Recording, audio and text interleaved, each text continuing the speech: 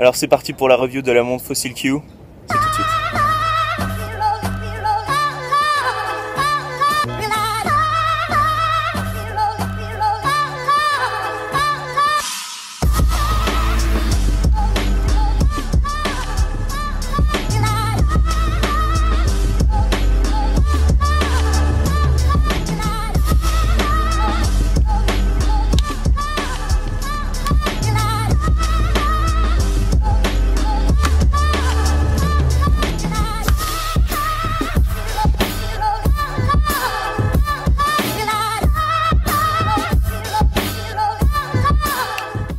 Alors la montre Fossil Q en fait est une montre connectée donc de Fossil, donc un bijoutier qui fait déjà des montres de base. Et là ils se sont mis donc à faire une montre connectée donc avec un écran tactile. Il y a aussi le mode analogique qui existe. Celle-ci en fait permet donc de voir un petit peu comme sur l'Apple Watch tous les différentes caractéristiques ainsi que le fitness, tout ça, les notifications à travers la smartwatch et non pas seulement avoir des bips ou des icônes qui clignotent comme pourraient faire d'autres montres à ce prix-là.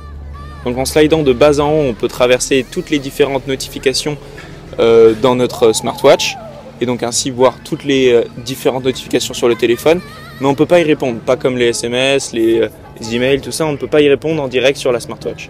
En même temps, tu me diras, répondre à un coup de téléphone avec une montre, c'est pas non plus la manière de montrer que tu es le plus intelligent sur Terre, quoi. Avec ce cadre rond, ça nous rappelle donc les montres classiques, un peu comme celle de Samsung. Et franchement c'est pas plus mal, ça nous montre un peu le côté normal d'une montre et moi j'aime bien ça.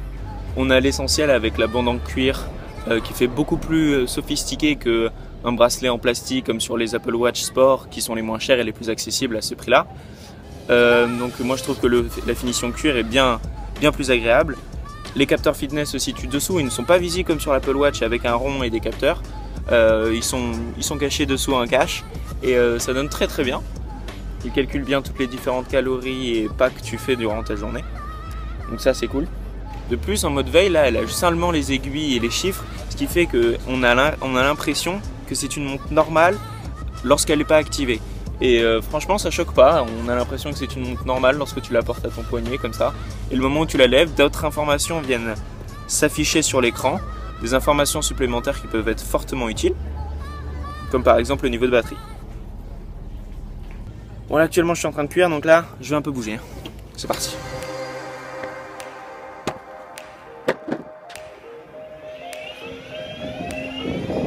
Et ouais, quand je dis bouger maintenant c'est avec elle.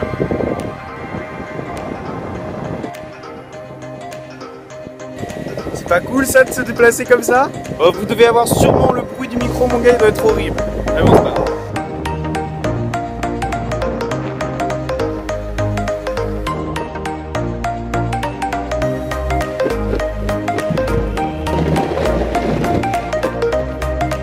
Ça c'est le genre de pavé où on n'est pas méga à l'aise quoi.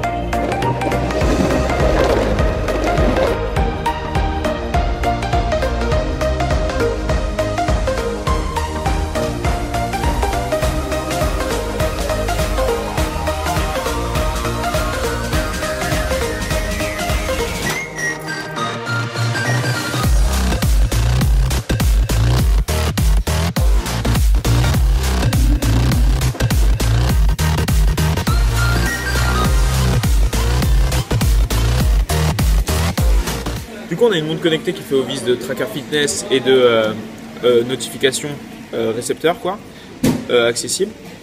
À part ça elle fait rien de plus extraordinaire et franchement c'est la principale caractéristique qu'on attend d'une montre connectée. Moi je vois pas ce que l'Apple Watch fait de plus par rapport à celle-là, à part répondre à un appel, ce qui te fait paraître pour un gros con en plein public. Bon alors ce que je peux dire de plus c'est qu'elle fait aussi les données GPS comme la météo, elle va te localiser et ensuite te dire où elle est, etc. pour les trajets aussi sur Google Maps ou quoi que ce soit. Du coup ça c'est une option en plus donc qu'il y a dedans. À part ça elle fait pas grand chose de plus mais bon je connais pas d'autres montres qui font des trucs de plus. Du coup franchement moi je trouve que c'est une excellente montre pour 200 €. Donc on est sur un marché donc assez accessible à ce niveau là. Donc du coup voilà, c'était une petite vidéo improvisée. Il y en aura d'autres comme ça durant le mois d'août parce que ça ne sera pas une par semaine comme j'avais l'habitude de faire.